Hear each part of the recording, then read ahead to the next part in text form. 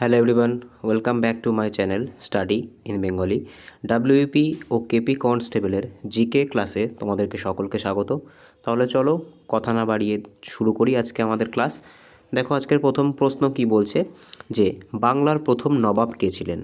তো সঠিক অ্যান্সার কী হবে, প্রথমে আমরা একবার অপশানগুলো দেখব। সিরাজউদ্দৌলা, আলীবর্দী খাঁ, মুর্শিদ কুলি খাঁ নাকি মীর কাসিম। তো সঠিক অ্যান্সার কী হবে, সঠিক অ্যান্সার কিন্তু হবে বাংলার প্রথম নবাব ছিলেন মুর্শিদ কুলি খাঁ, যার নামে কিন্তু কোন আমাদের জেলাটা করা হয়েছিল, যার নামেই কিন্তু আমাদের যে মুর্শিদাবাদ, সেই মুর্শিদাবাদ জেলাটা করা হয়েছিল। আচ্ছা, এখানে দেখো সিরাজউদ্দৌলার কথা বলেছে। সিরাজউদ্দৌলা সম্পর্কে আমাদের কি মনে রাখতে হবে, 1757 সালের কিন্তু পলাশির যুদ্ধর কথা সিরাজউদ্দৌলা সম্পর্কে মনে রাখতে হবে। সিরাজউদ্দৌলা কিন্তু বাংলার শেষ স্বাধীন নবাব ছিলেন। নেক্সট প্রশ্ন দেখব, পরবর্তী প্রশ্ন কি বলেছে। দেখো আমি কিন্তু প্রত্যেকটা প্রশ্ন তোমাদের যে জিকে সিলেবাস, যে প্রপার জিকে সিলেবাস, সেখান থেকে কিন্তু মিক্সড করে নিয়ে এসেছি, যাতে প্রত্যেকটা টপিক তোমাদের কভার হয়। টোটাল আমাদের 40টা কোশ্চেন আছে। আউট অফ 40 কার কত স্কোর হচ্ছে একদম ভিডিও শেষে গিয়ে তোমরা কিন্তু আমাকে কমেন্টে জানাবে। তাহলে কিন্তু তোমরা তোমাদের সেলফ অ্যানালাইসিস করতে পারবে আর তোমাদের নাম্বারটাকে বুস্ট করতে পারবে। লেভেল কিন্তু সেরকমই রাখা হয়েছে, যেরকমটা কিন্তু তোমাদের প্রিভিয়াস ইয়ারের পরীক্ষাতে তোমরা দেখেছো, বা যারা এখনও পর্যন্ত পরীক্ষা দেওনি তোমরা বিভিন্ন রকমের মক টেস্টে যেগুলো দেখতে পাও সেরকমই কিন্তু লেভেলটা রাখা হয়েছে। ঠিক আছে, তো লেভেল নিয়ে কিন্তু কোনো কথা হবে না। ঠিক আছে, দেখো কি বলছে, বন্দে মাতরম কবিতা কোন গ্রন্থ থেকে নেওয়া হয়েছে। দেখো এক্ষেত্রে আমরা কবিতাকেই কিন্তু আমরা গান হিসেবে গাই। ঠিক আছে, তো বন্দে মাতরম যে গানটা আছে সেটা কোন গ্রন্থ থেকে নেওয়া হয়েছে, আনন্দমঠ, গীতাঞ্জলি, দুর্গেশনন্দিনী নাকি দেবদাস। তো সঠিক অ্যান্সার কী হবে, সঠিক অ্যান্সার কিন্তু হয়েছে আনন্দমঠ। আনন্দমঠ এই যে উপন্যাসটা আছে এখান থেকেই কিন্তু বঙ্কিমচন্দ্রের লেখা, এখান থেকেই কিন্তু যে বন্দে মাতরম যে গানটা সেটা কিন্তু গ্রহণ করা হয়েছে। সবার প্রথম এই গানটা কবে গাওয়া হয়েছিল, তো মনে রাখবে 1896 সালের যে কলকাতা অধিবেশন হয়েছিল, সেই কলকাতা অধিবেশনে কিন্তু এই বন্দে মাতরম গানটা সবার প্রথমে গাওয়া হয়েছিল। এটা কিন্তু ভারতের জাতীয় গান হিসেবে বিবেচিত। ঠিক আছে, নেক্সট দেখব পরবর্তী প্রশ্ন কি বলেছে। আজকে 3 নম্বর কোশ্চেন, 1905 সালে বাংলার বিভাজন ঘোষণা করেছিল কে, লর্ড কার্জন, মিন্টো, ক্যানিং নাকি রিপন। তো সঠিক অ্যান্সার কী হবে, সঠিক অ্যান্সার কিন্তু হয়ে যাবে 1905 সালের যে বাংলার বিভাজন ছিল সেটা কার দ্বারা ঘোষণা করা হয়েছিল, সেটা কিন্তু লর্ড কার্জনের যে বঙ্গভঙ্গ আন্দোলন শুরু হয়েছিল সেটার দ্বারা নির্দেশ করা হয়েছিল। অর্থাৎ এই যে 1905 সালের যে বাংলার বিভাজন এটা কিন্তু লর্ড কার্জন দ্বারা পরিচালিত হয়েছিল, আর লর্ড কার্জন দ্বারাই কিন্তু এটার ডাক দেওয়া হয়েছিল। আচ্ছা, এই যে বঙ্গভঙ্গ আছে এই বঙ্গভঙ্গের এগেনস্টে আমরা কোন আন্দোলন শুরু করেছিলাম, আমরা কিন্তু যে স্বদেশী আন্দোলন ছিল সেই স্বদেশী আন্দোলন শুরু করেছিলাম। আর এই সময় কিন্তু রবীন্দ্রনাথ যে আমার সোনার বাংলা, যেটা বাংলাদেশের বর্তমানে জাতীয় সঙ্গীত, সেই গানটা গেয়েছিলেন এবং রাখিবন্ধন উৎসব পালন করেছিলেন। আর এই যে বঙ্গভঙ্গ এটা কিন্তু 1911 সালে রোধ করা হয়, আর 1911 সালে কিন্তু ভারতের রাজধানী কলকাতা থেকে দিল্লিতে স্থানান্তরিত করা হয়। আর এই বঙ্গভঙ্গ রোধে সবথেকে বড় ভূমিকা কার ছিল, যে লর্ড হার্ডিঞ্জ ছিলেন। ঠিক আছে, লর্ড হার্ডিঞ্জ ছিলেন, সেই লর্ড হার্ডিঞ্জ যে সেকেন্ড, ইনি কিন্তু বঙ্গভঙ্গকে রোধ করেছিলেন। নেক্সট দেখব পরবর্তী প্রশ্ন কি বলেছে। আজকে 4 নম্বর কোশ্চেন, সুভাষচন্দ্র বসু 1943 সালে আজাদ হিন্দ সরকার কোথায় গঠন করেছিলেন। তো আজাদ হিন্দ বাহিনী কিন্তু ভারতের বাইরে গঠন করা হয়েছিল সুভাষচন্দ্র বসু দ্বারা। তো এটা কোথায় গঠন করা হয়েছিল, এটা কিন্তু সিঙ্গাপুর। ঠিক আছে, সিঙ্গাপুরে কিন্তু আজাদ হিন্দ ফৌজ গঠন করা হয়েছিল 1943 সালে। কার সহায়তায়, যে ক্যাপ্টেন মোহন সিং ভাগনা, সেই ক্যাপ্টেন মোহন সিং ভাগনার সহায়তায় কিন্তু কি করা হয়েছিল, এই যে আজাদ হিন্দ বাহিনী এটা কিন্তু ভারতের বাইরে সিঙ্গাপুরে বানানো হয়েছিল। ঠিক আছে, নেক্সট দেখব পরবর্তী প্রশ্ন। আজকের 5 নাম্বার কি বলেছে, ডাকিনীর বটতলা নামক কাগজ কোন বিপ্লবী দল প্রকাশ করত, যুগান্তর, অনুশীলন সমিতি, গণপরিষদ নাকি ফরওয়ার্ড ব্লক। দেখো কোশ্চেনটা কি বলেছে, ইম্পর্টেন্ট কোশ্চেন, একটু কিন্তু ইউনিকও আছে এই কোশ্চেনটা, যে ডাকিনীর বটতলা নামে এই যে কাগজটা, মানে এই যে পত্রিকাটা, এখানে আমরা এটা নিউজ পেপার বলতে পারি। তো এই নিউজ পেপারটা নিম্নলিখিত কোন বিপ্লবী দল প্রকাশ করত। তো সঠিক অ্যান্সার কী হবে, সঠিক অ্যান্সার কিন্তু যুগান্তর যে বিপ্লবী দলটা ছিল, খুব ফেমাস কিন্তু একটা দল, স্বাধীনতা সংগ্রামে কিন্তু এদের প্রচুর অবদান আছে। তো এই যে যুগান্তর বিপ্লবী দল, সেই যুগান্তর বিপ্লবী দল দ্বারা কিন্তু এই ডাকিনীর বটতলা নামক কাগজটা প্রকাশ করা হতো। এবার দেখো এখানে নিচে আছে অনুশীলন সমিতি, এই অনুশীলন যে সমিতি, সেই অনুশীলন সমিতির স্থাপনা কে করেছিল সেটা তোমরা আমাকে কমেন্টে জানাবে। এটা তোমাদের জন্য একটা হোমওয়ার্ক থাকলো, আজকের কিন্তু প্রথম হোমওয়ার্ক, অবশ্যই কিন্তু কমেন্টে জানাবে। নেক্সট প্রশ্ন দেখব কি বলেছে, 6 নম্বর কোশ্চেন, ভারতীয় সংবিধান কবে কার্যকরী হয়? এটা তো একটা এভারগ্রিন প্রশ্ন। কবে কার্যকর হয় আর কবে গৃহীত হয়, এই দুটো নিয়ে কিন্তু অনেকের মধ্যে অনেক কনফিউশন আছে। দেখো, কার্যকর যদি বলে বা কবে হচ্ছে লাগু হয়, এই যে ব্যাপারটা কার্যকর হওয়া আর কিন্তু গ্রহণ করা, ঠিক আছে, অ্যাকসেপ্ট করা, এই দুটো কিন্তু আলাদা আলাদা দিনে হয়েছিল। কার্যকর যদি বলে সেক্ষেত্রে কিন্তু সঠিক অ্যান্সার কী হয়? সঠিক অ্যান্সার কিন্তু হয়ে যায় 26শে জানুয়ারি 1950 সালে কিন্তু এটা কার্যকর হয়েছিল। আর এটা কিন্তু আমাদের গণপরিষদে গৃহীত হয়েছিল কত তারিখে? 26শে নভেম্বর তারিখে, ঠিক আছে, 26শে নভেম্বর তারিখে কত সালে? এটা কিন্তু হয়েছিল 1949 সালে। 1949 সালের 26শে নভেম্বর কিন্তু এটা গণপরিষদে গ্রহণ করা হয়েছিল। সেই কারণের জন্য কিন্তু এই 26শে নভেম্বর তারিখটাকে আমরা কী দিবস পালন করি? আমরা কিন্তু কনস্টিটিউশন ডে, বা আমরা বলতে পারি আমাদের যে সংবিধান দিবস, আমরা কিন্তু সংবিধান দিবস হিসেবে পালন করে থাকি। আর 26শে জানুয়ারি আমরা সকলেই জানি এই দিনকে কিন্তু আমরা প্রজাতন্ত্র দিবস পালন করে থাকি। আমাদের সংবিধানের কার্যকর হয়েছিল সেই আনন্দে। নেক্সট দেখব 7 নম্বর কোশ্চেন কী বলেছে? ভারতের সংবিধান কোন দেশ থেকে মৌলিক অধিকার ধার করেছে? তো এই কোশ্চেনটা তোমাদের এতবার প্র্যাকটিস হয়ে গেছে বিভিন্ন জায়গায়, তো এটা কিন্তু তোমাদের অপশানেরও কোনো প্রয়োজন না হওয়ারই কথা, যে ভারতীয় সংবিধান কোন দেশ থেকে মৌলিক অধিকার ধার করেছে। তো সঠিক অ্যান্সার কী হবে? সঠিক অ্যান্সার কিন্তু হয়ে যাবে মৌলিক অধিকার আমরা নিয়েছি ইউএসএ বা আমেরিকা যুক্তরাষ্ট্র থেকে। তাও আমরা একবার অপশানগুলো দেখে নেবো। দেখো কী কী বলছে? আমেরিকা, ইংল্যান্ড, আয়ারল্যান্ড এবং রাশিয়া। তো সঠিক অ্যান্সার কী হবে? সঠিক অ্যান্সার কিন্তু হয়ে যাবে আমেরিকা। আচ্ছা, আমেরিকা থেকে আমরা আর কি নিয়েছি? আমেরিকা থেকে কিন্তু আমাদের যে প্রস্তাবনা বা যেটাকে আমরা প্রিয়াম্বেল বলি, সেটাও কিন্তু আমরা আমেরিকা থেকে গ্রহণ করেছি। ইংল্যান্ড থেকে আমরা কি নিয়েছি? ইংল্যান্ড থেকে কিন্তু আমরা যে পার্লামেন্টারি যে সিস্টেমটা আছে, যে পার্লামেন্টারি সিস্টেম, অর্থাৎ যে পার্লামেন্টের যে কোন কোন অর্গ্যানগুলো হবে, ঠিক আছে, দ্বিসদন বিশিষ্ট যে পার্লামেন্ট, সেটা কিন্তু আমরা ইংল্যান্ড থেকে গ্রহণ করেছি। বা যে সিঙ্গেল সিটিজেনশিপ যেটা আছে, সেটাও কিন্তু আমরা ইংল্যান্ড থেকে গ্রহণ করেছি। আয়ারল্যান্ড থেকে আমরা কি নিয়েছি? আয়ারল্যান্ড থেকে কিন্তু আমরা ডিপিএসপি অর্থাৎ directive principle of state policy আর কি নিয়েছি? ডিপিএসপি ছাড়াও কিন্তু আমরা এখানে আমাদের যে রাষ্ট্রপতি আছে, অর্থাৎ যে প্রেসিডেন্টকে আমি পি দিয়ে ডিনোট করছি, ছোট করে লিখছি। তো প্রেসিডেন্টের যে ব্যাপারটা, নির্বাচন পদ্ধতি, সেগুলো কিন্তু সব আয়ারল্যান্ড থেকে নেওয়া। রাশিয়া থেকে আমরা কি নিয়েছি? রাশিয়া থেকে কিন্তু আমরা যে ফান্ডামেন্টাল যে ডিউটিস, অর্থাৎ এফডি ছোট করে লিখছি, ফান্ডামেন্টাল ডিউটিস কিন্তু নিয়েছি, ঠিক আছে। নেক্সট দেখব পরবর্তী প্রশ্ন কী বলেছে। আজকের 8 নম্বর কোশ্চেন, রাজ্যসভার স্থায়ী সদস্য সংখ্যা কত? দেখো, এটা কিন্তু রাজ্যসভার স্থায়ী সদস্য সংখ্যার কথা বলা হয়েছে। তো সঠিক অ্যান্সার কী হবে? সঠিক অ্যান্সার কিন্তু হয়ে যাবে 250।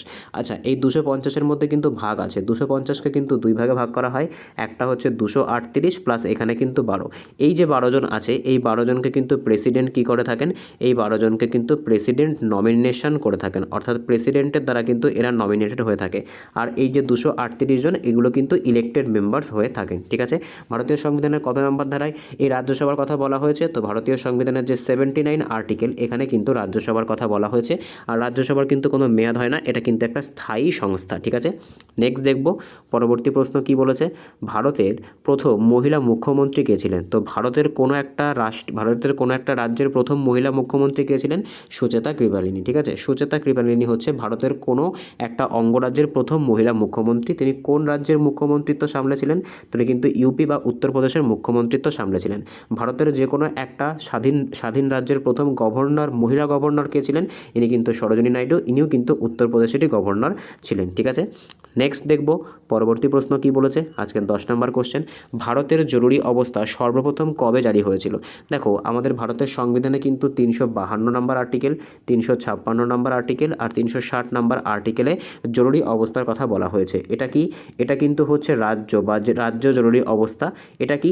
এটা কিন্তু ভুল হয়ে গেল। এটা কিন্তু কি? এটা কিন্তু জাতীয়, মানে 352 যেটা আছে, এটা কিন্তু জাতীয় জরুরি অবস্থা।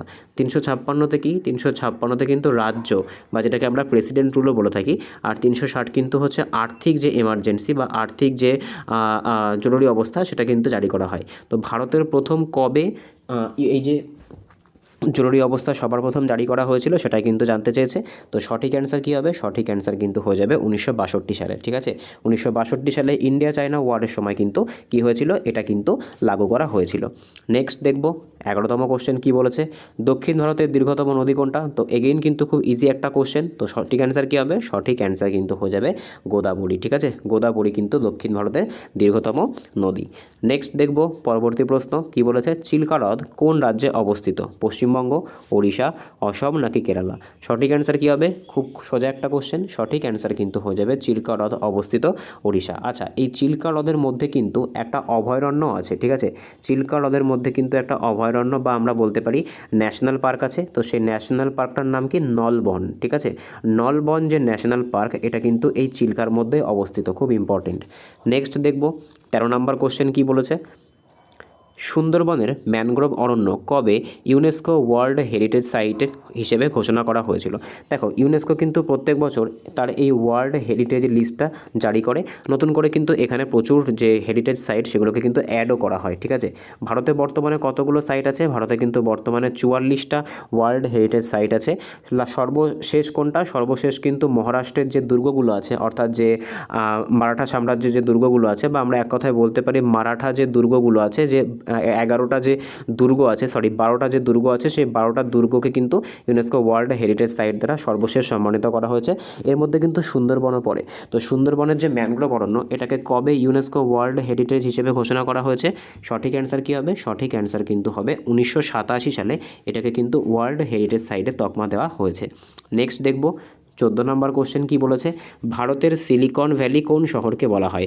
হায়দ্রাবাদ, বেঙ্গালুরু, পুনে নাকি চেন্নাই? তো সঠিক অ্যান্সার কী হবে? দেখো সিলিকন ভ্যালি প্লাস কিন্তু টেক সিটি, ঠিক আছে, দুটোই কিন্তু একই জায়গা। দুটোই কোনটা? দুটোই কিন্তু হচ্ছে বেঙ্গালুরু। বেঙ্গালুরুকেই কিন্তু বলা হয় টেক সিটি বা সিলিকন ভ্যালি, কারণ এখানে কিন্তু প্রচুর পরিমাণে যে সিলিকন চিপ, সেই সিলিকন চিপ কিন্তু প্রোডাকশান করা হয়, যেটা কিন্তু যে আমাদের যে কম্পিউটার বা অন্যান্য ইলেকট্রনিক ডিভাইসে কিন্তু একদম প্রধান উপাদান। নেক্সট দেখব, দেখো নেক্সট যাওয়ার আগে এখানে তোমাদের বলে রাখি ভারতের ডেট্রয়েট, ঠিক আছে, ভারতের ডেট্রয়েট কাকে বলে? ভারতের ডেট্রয়েট কিন্তু বলা হয় চেন্নাইকে। তার কারণ ডেট্রয়েটে কিন্তু, ইংল্যান্ডের ডেট্রয়েটে কিন্তু প্রচুর পরিমাণে তোমার অটোমোবাইল তৈরি হয়, ঠিক সেরকমভাবে কিন্তু চেন্নাইতেও প্রচুর পরিমাণে অটোমোবাইল তৈরি হওয়ার জন্য এটাকে কিন্তু ভারতের ডেট্রয়েট বলা হয়ে থাকে। নেক্সট দেখব পরবর্তী প্রশ্ন কি বলেছে, 15 নম্বর কোশ্চেন, পশ্চিমবঙ্গের সরকারি পাখি কোনটা? তো ওয়েস্ট বেঙ্গলের পরীক্ষায় ওয়েস্ট বেঙ্গলের যে জিওগ্রাফি বা ওয়েস্ট বেঙ্গল রিলেটেড কোনো কোশ্চেন আসবে না, সেটা কিন্তু আশা করা যায় না। তো সঠিক অ্যান্সার কী হবে? পশ্চিমবঙ্গের সরকারি পাখি কোনটা? সরকারি পাখি কিন্তু হয়ে যাবে ফিশিং। এখানে দেখো, এখানে কিন্তু তোমাদের একটা অপশানটা একটু মিসপ্রিন্ট আছে, এখানে সরকারি কিন্তু পাখি বলেছে, ঠিক আছে, কিন্তু অপশানে কিন্তু তোমরা কোথাও দেখতে পাচ্ছ না পাখি আছে, অপশানে কিন্তু পশু দিয়ে দিয়েছে। এক্ষেত্রে আমরা দুটো কাজ করতে পারি, আমরা পাখিটা লিখে নিতে পারি। পাখিটা কি? পাখিটা কিন্তু হচ্ছে মাছরাঙা, ঠিক আছে। মাছরাঙা কেমন? তাও কিন্তু যে সাদা বুকওয়ালা, ঠিক আছে, যে মাছরাঙাগুলোর যে সাদা বুক থাকে, অর্থাৎ বুকের রঙটা সাদা, সেই সাদা বুকওয়ালা মাছরাঙা কিন্তু পশ্চিমবঙ্গের সরকারি পাখি। আর দেখো এখানে দেখতে পাচ্ছ ফিশিং ক্যাট, যেটাকে আমরা মেছো বিড়াল বলি, এটা কিন্তু পশ্চিমবঙ্গের সরকারি পশু, ঠিক আছে। তো এই কোশ্চেনটা একটু অ্যাডজাস্ট করে নিও। নেক্সট প্রশ্ন দেখব, আজকের 16তম কোশ্চেন কি বলেছে, মানবদেহের সবথেকে বড় হাড় কোনটা? ফিমার, স্টেপিস, টিবিয়া নাকি রেডিয়াস? তো সঠিক অ্যান্সার কী হবে? সঠিক অ্যান্সার দেখো এক্ষেত্রে আমরা বড় আর ছোট দুটোই কিন্তু দেখে নেব। সবথেকে বড় হাড় কোনটা? সবথেকে বড় হাড় কিন্তু হয়ে যাচ্ছে ফিমার। আর সবথেকে ছোট হাড় কোনটা? সবথেকে ছোট হাড় কিন্তু হয়ে যাচ্ছে মধ্যকর্ণের যে স্টেপিস আছে, এটা কিন্তু আমাদের শরীরের সবথেকে ছোট হাড়। নেক্সট দেখব 17তম কোশ্চেন কি বলেছে, পেনিসিলিন কে আবিষ্কার করেন? আলেকজান্ডার ফ্লেমিং, পাস্তুর, নিউটন নাকি ডারউইন? তো পেনিসিলিন কি? পেনিসিলিন কিন্তু পৃথিবীর প্রথম অ্যান্টিবায়োটিক, যেটা কে আবিষ্কার করেছিলেন? যেটা কিন্তু আবিষ্কার করেছিলেন আলেকজান্ডার ফ্লেমিং, ঠিক আছে। আলেকজান্ডার ফ্লেমিং কিন্তু সবার প্রথম 1928 সালে, সালটাও তোমরা চাইলে ডিনোট করতে পারো, 1928 সালে কিন্তু পেনিসিলিয়াম নোটেট্রাম নামক একটা ছত্রাক বা অ্যাগারিকাস থেকে কিন্তু তিনি এই পেনিসিলিন আবিষ্কার করেছিলেন, যেটা কিন্তু কি পৃথিবীর ইতিহাসে প্রথম অ্যান্টিবায়োটিক হিসেবে পরিচিত। আচ্ছা, পাস্তুর কি আবিষ্কার করেছিলেন? জলাতঙ্ক রোগের যে টিকা, ঠিক আছে, জলাতঙ্ক রোগের যে টিকা সেটা কিন্তু লুই পাস্তুর আবিষ্কার করেছিলেন। ডারউইন কেন বিখ্যাত? ডারউইনের যে আমরা জানি যে বিবর্তনবাদ, সেই বিবর্তনবাদের জন্য কিন্তু ডারউইন খুবই পরিচিত। নেক্সট দেখব 17তম কোশ্চেন কি বলেছে, সৌরজগতের সবথেকে বড় গ্রহ কোনটা? তো এটা আমি আর বলছি না, এটা তোমাদের জন্য আজকে 2 নাম্বার HW থাকবে, অবশ্যই তোমরা কমেন্টে জানাবে, খুব ইজি একটা কোশ্চেন। নেক্সট দেখব পরবর্তী প্রশ্ন কি বলেছে, 19তম কোশ্চেন, ভিটামিন ডি এর অভাবে কোন রোগ হয়? দেখো কোন রোগের ডেফিসিয়েন্সিতে কোন রোগ হয়, এটা কিন্তু একটা হট টপিক।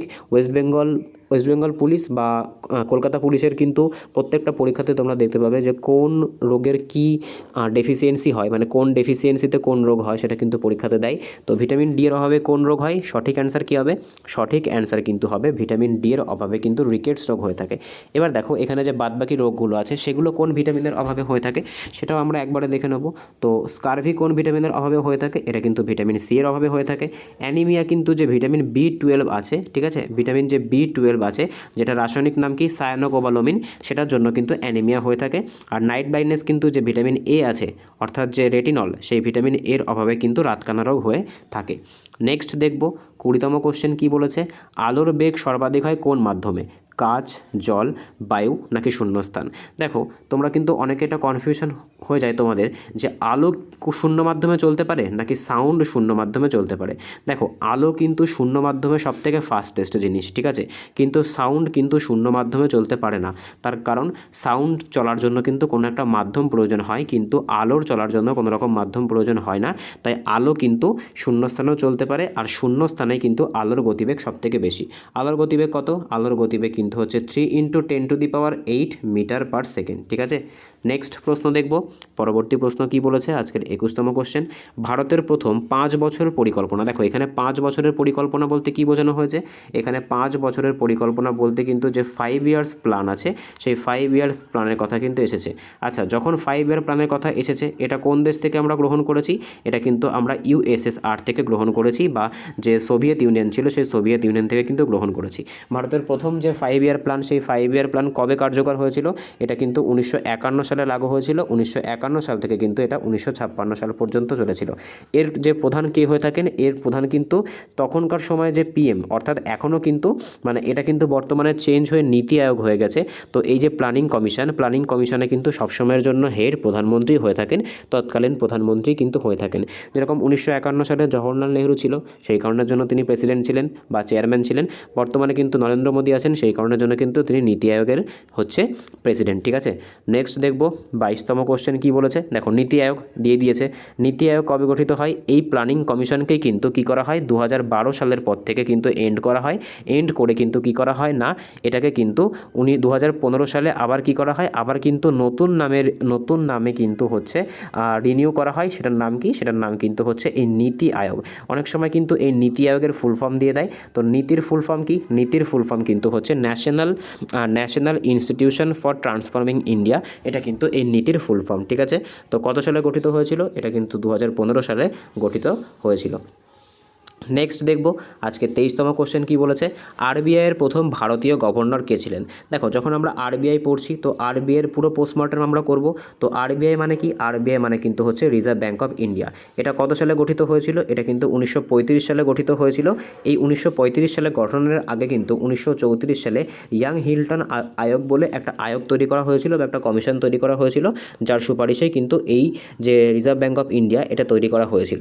তারপর এটা 1935 সালে তৈরি করা হয়েছিল। তারপর কিন্তু এটা 1949 সালে কিন্তু যে 1 এপ্রিল আছে সেই 1 এপ্রিল তারিখে কিন্তু এটাকে ন্যাশনালাইজেশন করা হয়েছিল, অর্থাৎ এটা কিন্তু ভারত সরকারের আন্ডারে আনা হয়েছিল, ঠিক আছে। তো এই যে RBI ছিল, এই RBI-এর প্রথম যে গভর্নর তিনি কিন্তু একজন বিদেশি ছিলেন, তার নাম কিন্তু ছিলেন অসবর্ন স্মিথ। কিন্তু এখানে কিন্তু ভারতীয় চেয়েছে, তো ভারতীয় হলে সঠিক অ্যান্সার কী হবে, ভারতীয় হলে সঠিক অ্যান্সার কিন্তু হয়ে যাবে CD দেশমুখ, ঠিক আছে। নেক্সট দেখব আজকের 24তম কোশ্চেন কি বলেছে, GST ভারতে কবে আসে। এগেইন কিন্তু একটা ইম্পর্টেন্ট কোশ্চেন। দেখো GST মানে তোমরা সকলেই জানো, GST মানে কিন্তু হচ্ছে গুডস অ্যান্ড সার্ভিস ট্যাক্স, ঠিক আছে। গুডস অ্যান্ড সার্ভিস ট্যাক্স, যেটা কিন্তু বর্তমানে এর যে স্ল্যাবগুলো আছে সেই স্ল্যাবগুলো কিন্তু তোমাদেরকে জানতে হবে। বর্তমানে কিন্তু মনে রাখবে এই GSTর মধ্যে 0%, তারপর 5%, তারপর 12%, তারপর 18%, আর তারপর কিন্তু 28%-এর স্ল্যাবগুলো আছে, ঠিক আছে। এইভাবে কিন্তু এই রেটটা কার্যকরী হয়। আচ্ছা এবার GST সম্পর্কে আমরা কি জানবো, যে GST কবে লাগু হয়েছিল, এটা কিন্তু 1 জুলাই 2017 সালে লাগু হয়েছিল। আর এটা কিন্তু সংবিধান সংশোধনের মাধ্যমে এসেছিল, অর্থাৎ অ্যামেন্ডমেন্টের থ্রু এসেছিল। কত সালে সেটা কিন্তু তোমার এই 2017 সালে 101তম যে সংবিধান সংশোধনী হয়েছিল সেখানে কিন্তু এই GSTর কথা বলা হয়েছিল, ঠিক আছে। নেক্সট দেখব আজকের 25তম কোশ্চেন কি বলেছে, স্টার্ট আপ ইন্ডিয়া, ঠিক আছে। স্টার্ট আপ ইন্ডিয়া এই কর্মসূচি কবে গ্রহণ করা হয়েছিল। দেখো এই যে স্টার্ট আপ ইন্ডিয়া আছে, এই স্টার্ট আপ ইন্ডিয়া কবে শুরু হয়েছিল, এটা কিন্তু যে উদ্যোগপতি সেই উদ্যোগপতিদের জন্য কিন্তু এটা শুরু করা হয়েছিল।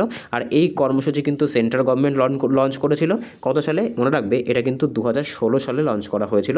2016 সালে কিন্তু দুটো মিশন লঞ্চ করা হয়েছিল, একটা স্টার্ট আপ ইন্ডিয়া আর একটা কিন্তু হচ্ছে স্ট্যান্ড আপ ইন্ডিয়া, ঠিক আছে। যেটাতে কিন্তু তোমার হচ্ছে SC/ST যে মহিলা তারা যাতে এই উদ্যোগপতির ব্যাপারটাতে আসে বা উদ্যোগ বা শিল্পের ব্যাপারে আসে, সেই জন্য কিন্তু এটা শুরু করা হয়েছিল, একটা স্ট্যান্ড আপ ইন্ডিয়া আর একটা কিন্তু স্টার্ট আপ ইন্ডিয়া। নেক্সট দেখব আজকে 26তম কোশ্চেন কি বলেছে, গীতাঞ্জলি কাব্যগ্রন্থের জন্য রবীন্দ্রনাথ রবীন্দ্রনাথ কবে নোবেল পুরস্কার পান? তো খুব ইজি একটা কোশ্চেন, ইম্পর্ট্যান্ট একটা কোশ্চেন ওয়েস্ট বেঙ্গলের যে কোনো পরীক্ষার জন্য। সঠিক অ্যান্সার কী হবে? সঠিক অ্যান্সার কিন্তু হয়ে যাবে 1913 সালে গীতাঞ্জলি কাব্যের জন্য রবীন্দ্রনাথ প্রথম নোবেল পুরস্কার পেয়েছিলেন। নেক্সট দেখব আজকের 27তম কোশ্চেন কী বলেছে, মেঘনাদ বধ কাব্য কে রচনা করেন? বঙ্কিমচন্দ্র, মাইকেল মধুসূদন দত্ত, রবীন্দ্রনাথ নাকি শরৎচন্দ্র? তো সঠিক অ্যান্সার কী হবে? সঠিক অ্যান্সার কিন্তু হয়ে যাবে যে মেঘনাদ বধ কাব্য, এটা কে রচনা করেন? এটা কিন্তু রচনা করেন মাইকেল মধুসূদন দত্ত। এক্ষেত্রে তোমাদেরকে বলে রাখি, এক্ষেত্রে কিন্তু মাইকেল মধুসূদন দত্ত একটা স্পেশাল ছন্দ ব্যবহার করেছিল, যেটাকে কি বলা হয়?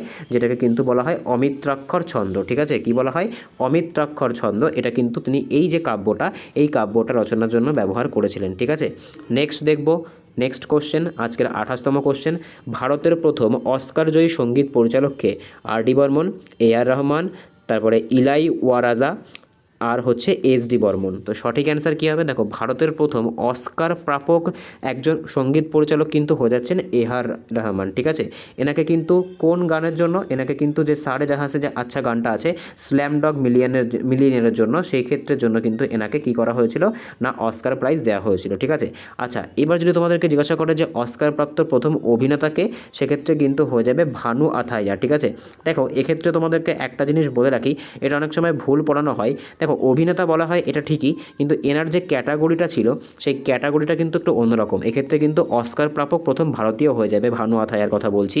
তো এক্ষেত্রে কিন্তু তিনি কস্টিউম ডিজাইনারের জন্য পেয়েছিলেন, এই স্লামডগ মিলিয়নের জন্যই পেয়েছিলেন। ঠিক আছে, তো এই ভানু আথাইয়া এনাকে কিন্তু কস্টিউম ডিজাইনার অস্কার দেওয়া হয়েছিল। ঠিক আছে, নেক্সট দেখব পরবর্তী প্রশ্ন, আজকের 29তম কোশ্চেন, সন্তানুভূতি আন্দোলনের নেতা কে ছিলেন? বিবেকানন্দ, শিরোধর তর্কচূড়ামণি, বিদ্যাসাগর নাকি রামকৃষ্ণ? তো সঠিক অ্যান্সার কী হবে? দেখো, এই যে সন্তানুভূতি যে আন্দোলন, এই আন্দোলনের নেতা কে ছিলেন? এই আন্দোলনের নেতা কিন্তু ছিলেন স্বামী বিবেকানন্দ। ঠিক আছে, স্বামী বিবেকানন্দই কিন্তু এই সন্তানুভূতি আন্দোলনের নেতা ছিলেন। নেক্সট দেখব আজকে 30তম কোশ্চেন কী বলেছে, যে ডিসকভারি অফ ইন্ডিয়া এই বইটা কার লেখা? গান্ধীজি, জওহরলাল নেহেরু, সুভাষচন্দ্র বসু নাকি রবীন্দ্রনাথ ঠাকুর? তো সঠিক অ্যান্সার কী হবে? সঠিক অ্যান্সার কিন্তু হয়ে যাবে এটা কিন্তু জওহরলাল নেহেরুর অটোবায়োগ্রাফি। ঠিক আছে, আচ্ছা এবার দেখো সুভাষচন্দ্র বসুর অটোবায়োগ্রাফির নাম কি? সুভাষচন্দ্র বসুর অটোবায়োগ্রাফির নাম কিন্তু হচ্ছে ইন্ডিয়ান স্ট্রাগল। ঠিক আছে, ইন্ডিয়ান স্ট্রাগল সুভাষচন্দ্র বসুর অটোবায়োগ্রাফির নাম। গান্ধীজি লেখা কিছু বইয়ের নাম কি? হিন্দ স্বরাজ। ঠিক আছে, হিন্দ স্বরাজ এটা কিন্তু গান্ধীজির দ্বারা লেখা হয়েছিল। ঠিক আছে, বা ইন্ডিয়ান মিরার এটাও কিন্তু গান্ধীজি দ্বারা লেখা হয়েছিল।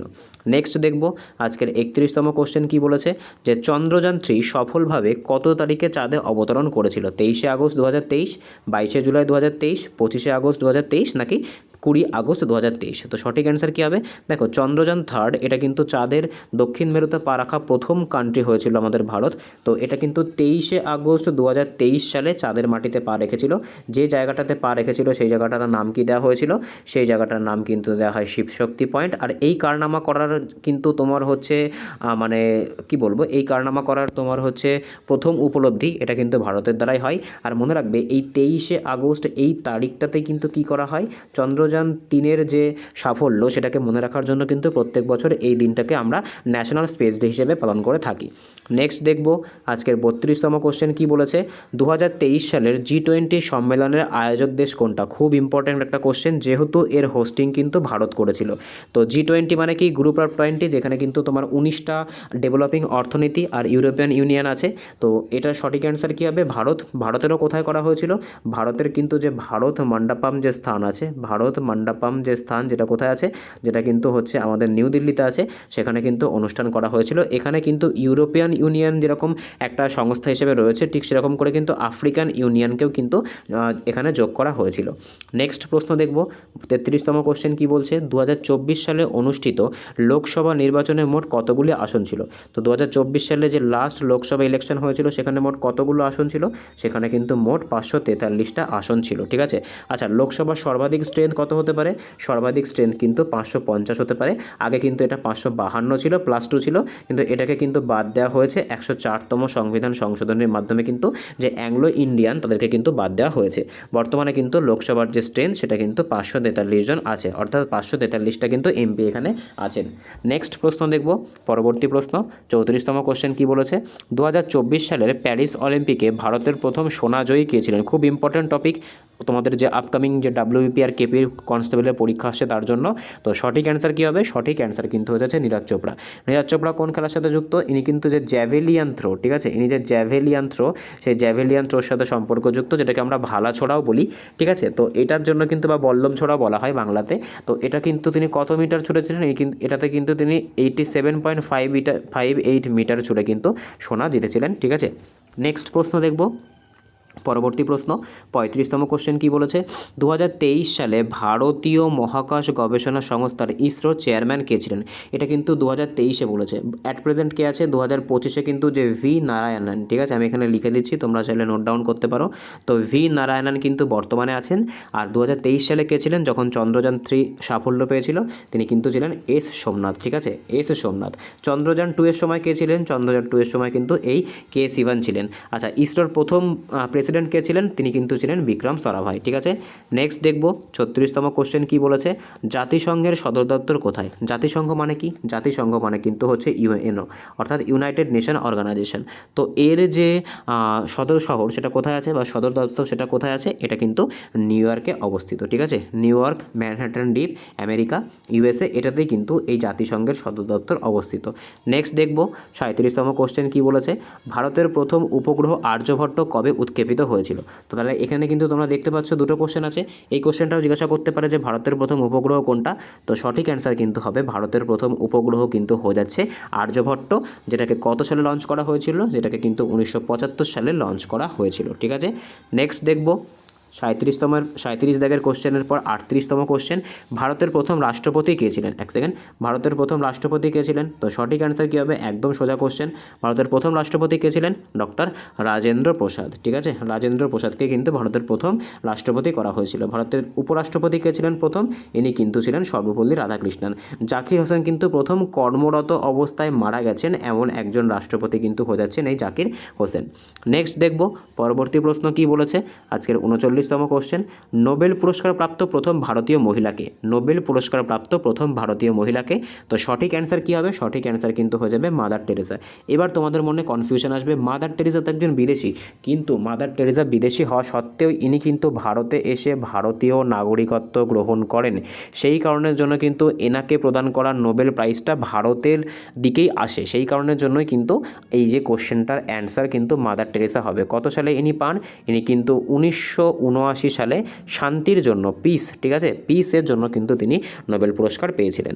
নেক্সট দেখব আজকের লাস্ট কোশ্চেন কি বলেছে? পশ্চিমবঙ্গের বর্তমান রাজ্যপালকে 2025 অনুযায়ী? সিভি আনন্দ বোস, জয়দীপ ধনকর, সত্যপাল মালিক, নাকি কেশরীনাথ ত্রিপাঠী? তো এই যে কোশ্চেনটা আছে এটার অ্যান্সার আমি বলবো না, এটা তোমরা আমাকে কমেন্টে জানাবে। তো আজকে এই অবধি ছিল। আউট অফ 40 কার কত স্কোর হলো অবশ্যই কিন্তু কমেন্টে জানাবে, ঠিক আছে। যদি চ্যানেলে নতুন হও তাহলে কিন্তু চ্যানেলটাকে সাবস্ক্রাইব করতে ভুলো না, পাশে থাকা বেল আইকনটিকেও প্রেস করে রেখো, যাতে ভিডিও ছাড়লে সবার প্রথম নোটিফিকেশান তোমাদের কাছে পৌঁছায়। তো ক্লাসটা তোমাদের কেমন লাগলো অবশ্যই কিন্তু কমেন্টে জানাবে। এইভাবেই কিন্তু আমাদের ডাব্লিউবিপি, কেপিকে টার্গেট করে, জিকেকে টার্গেট করে কিন্তু এগোনো হবে। এরপর কিন্তু আস্তে আস্তে তোমাদের ইংলিশ প্লাস কিন্তু জিকে প্লাস জিকের আরও ক্ষেত্রগুলোকে যোগ করা হবে, প্লাস কিন্তু অঙ্ককেও যোগ করা হবে। কিন্তু তোমাদের সাপোর্ট একান্তভাবেই প্রয়োজন, তোমাদের সাপোর্ট ছাড়া কিন্তু সেটা সম্ভব না। তো সাপোর্ট করো। দেখা হচ্ছে পরের ভিডিওতে ভাই। যদি ভিডিওটা ভালো লেগে থাকে তাহলে অবশ্যই বন্ধুদের সাথে শেয়ার করো, লাইক করো।